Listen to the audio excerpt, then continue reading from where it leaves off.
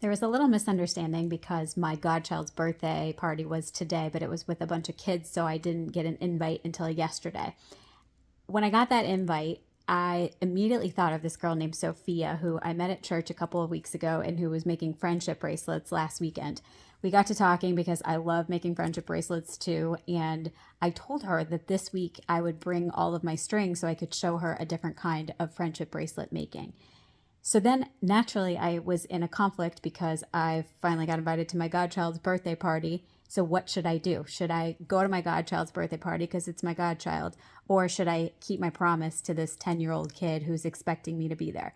I thought, okay, this girl doesn't even know me. She really just met me a couple of weeks ago. She probably forgot that I mentioned that I was going to bring the string.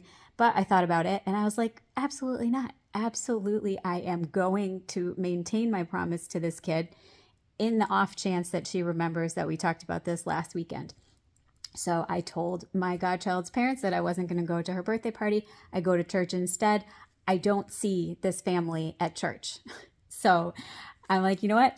It's fine. I at least made an effort and I did what I said I was going to do. And then after church, I go downstairs and lo and behold, there she is. She sees me coming down the stairs and she said, Carly, we saved a seat for you. And she's like patting the chair next to them. So they were there. I just didn't see them. And so she said, did you bring the string? And I was like, yes, of course I brought the string. Like, I wasn't going to leave you hanging. Come on.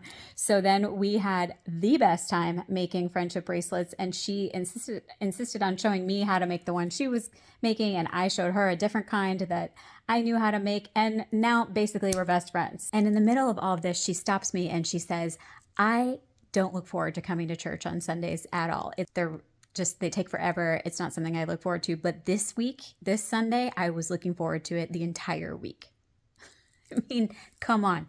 Come on. What did this say to me? This says that it's important for me to keep my promise, especially to a kid. If I can't keep my promise to a kid, especially one that I don't know and that I just met, then how am I going to keep those commitments to myself?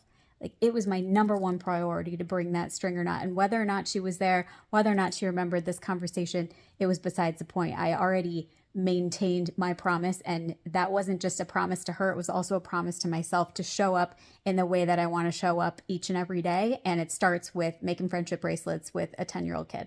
And if my godchild ever asks me why I wasn't at her 4-year-old birthday party, I will gladly tell her that it's because I needed to maintain that promise to myself and show up in the way that I know that I want to be in the world. I think that's a much better lesson for her than me being at a Bluey party today.